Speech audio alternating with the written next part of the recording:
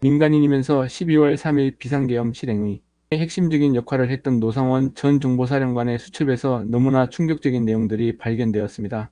만일 비상계엄을 막지 못했다면 지옥, 말 그대로 우리나라는 지옥이 될 뻔했습니다. 최대한 편집 없이 원본 뉴스 그대로 들려드리겠습니다. 노상원 전 정보사령관은 수거, 즉 체포 대상을 A부터 D까지 알파벳 등급으로 분류했습니다. 먼저 등급 A로 표기된 수거 대상자엔 이재명 더불어민주당 대표, 조국 전 의원과 함께 문재인 전 대통령의 이름이 적혀 있었습니다. 노 전 사령관은 특히 간첩 재판자라는 항목 아래 문재인과 그 일당, 그리고 이재명 쪽 놈들이라고 쓴 걸로 확인됐습니다. 비상계엄 선포와 함께 야당 지도부는 물론 전직 대통령까지 간첩 혐의를 적용해 체포하려 한 것으로 보입니다. 문재인 전 대통령과 같은 A급 체포 대상에는 유시민 작가, 임종석 전 대통령 비서실장과 함께 윤 대통령이 대선 후보 시절 여당 대표를 지낸 이준석 국회의원도 포함됐습니다. 또 정청래, 김용민, 김의겸 등 전현직 의원들도 적혀 있었습니다. 사법부도 예외가 아니었습니다. 좌파 판사 전원이라는 글자와 함께 유창훈이라는 이름이 발견됐는데 2023년 9월 이재명 대표의 구속영장을 기각한 서울중앙지법 영장전담 부장판사를 지목한 것으로 보입니다. 노 전 사령관은 이들 A급 체포 대상자를 그룹별로 묶지 말고 섞어서 수집소로 보낸다며 포승줄을 활용하라고 적었습니다. 전교조, 민변, 민주노총은 물론이고 천주교 정의구현 사재단과 윤석열 정권 퇴진운동본부의 이름을 올린 불교 기독교 인사들도 수거 대상으로 명시했습니다.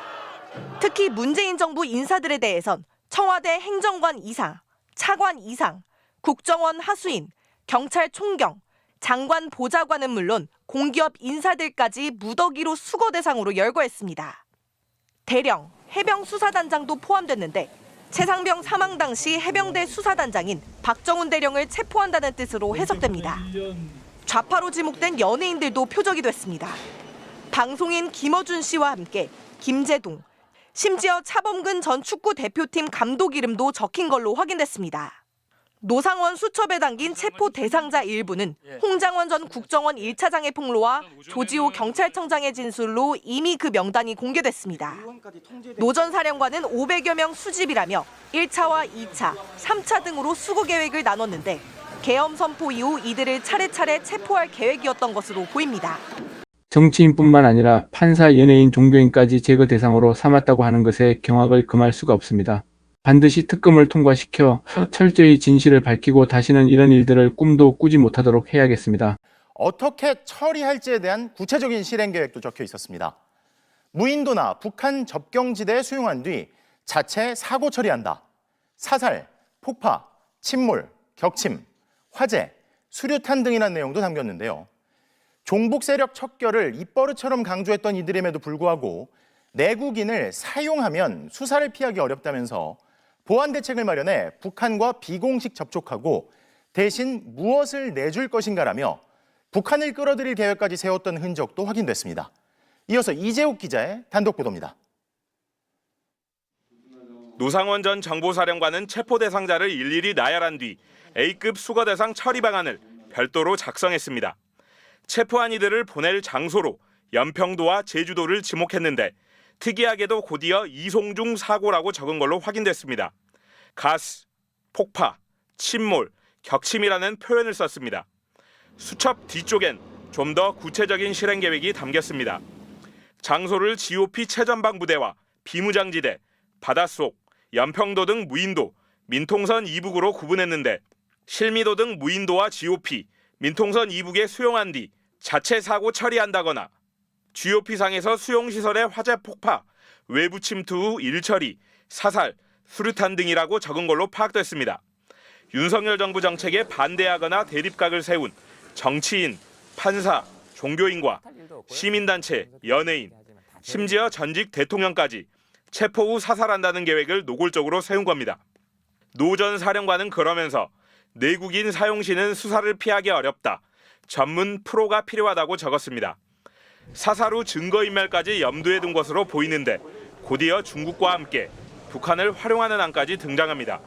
수거 후 처리 방안의 하나로 북 직진이라고 적었는가 하면 몇 페이지 뒤에는 북에서 조치한다고 적었습니다. 특히 북한과의 접촉 방법으로 비공식 방법이라고 적고 무엇을 내어줄 것이고 접촉 시 보안 대책은 어떻게 할지 논의한 듯한 문구도 수첩에서 발견됐습니다. 총칼로 대한민국을 작살내려고 했던 내란범들은 빠짐없이 수사해서 강력히 처벌해야 합니다. 윤석열 대통령은 12.3 비상계엄이 경고용이었다고 주장하고 있습니다. 목적은 국민들에게 거대 야당의 반국가적 패악을 알려 이를 멈추도록 경고하는 것이었습니다. 하지만 노상원 전 정보사령관의 수첩엔 오랜 기간 비상계엄을 준비한 정황이 고스란히 담겨 있습니다. 노 전 사령관은 수첩 첫 장에 시기를 총선 전과 총선 후로 구분하고 실행 후 싹을 제거해 근원을 없앤다거나 지속적으로 싹을 잘라버리는 방법을 쓴다고 명시했습니다.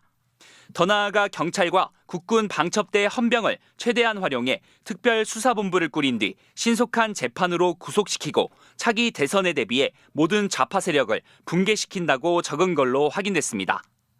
지난해 총선 이전부터 야당과 진보 진영 척결을 노리고 비상계엄을 준비한 것으로 해석됩니다.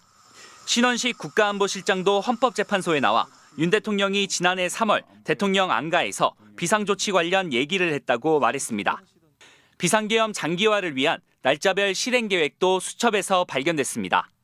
D-1 계엄 선포 하루 전 미국에 협조를 구하고 D-Day & VIP, 즉 윤 대통령의 담화 장소를 구체화할 필요가 있다고 적었는데 특히 전국민 출금 조치, 즉 출국 금지를 염두에 둔 듯한 표현도 써 있었습니다. 10일차까지는 체포 대상자를 수거해 수집소로 이송하고 이후 50일차까지 서울의 지역에 있는 수집 대상자에 대한 수거 작전을 한다고 구체적으로 적었습니다. 민간인인 노 전 사령관이 군 수뇌부에게 지침을 내리는 정황도 포착됐습니다. 여인영 전 방첩사령관으로 추정되는 여라는 글자 옆엔 행사, 즉 투입 인원을 지정하고 수거 명부를 작성하라고 했고 계엄사령관이 된 박안수 육군참모총장에겐 수집 장소와 전투 조직을 지원하라고 썼습니다. 비상계엄의 궁극적인 목표가 윤 대통령 장기 집권에 있음을 암시하는 문구도 확인됐습니다. 대통령이 3선까지 집권이 가능하도록 헌법을 개정하고 국회의원 수는 절반으로 줄이는 선거제도 개선 방안이 담겼습니다. 하지만 수첩 속 이 같은 계획은 총선이 야당의 압승으로 끝나면서 물거품이 됐고 이 때문에 윤 대통령과 노 전 사령관은 비상계엄을 통해 선거관리위원회를 장악한 뒤 부정선거를 주장하려 했던 걸로 보입니다. 비상계엄을 선포합니다.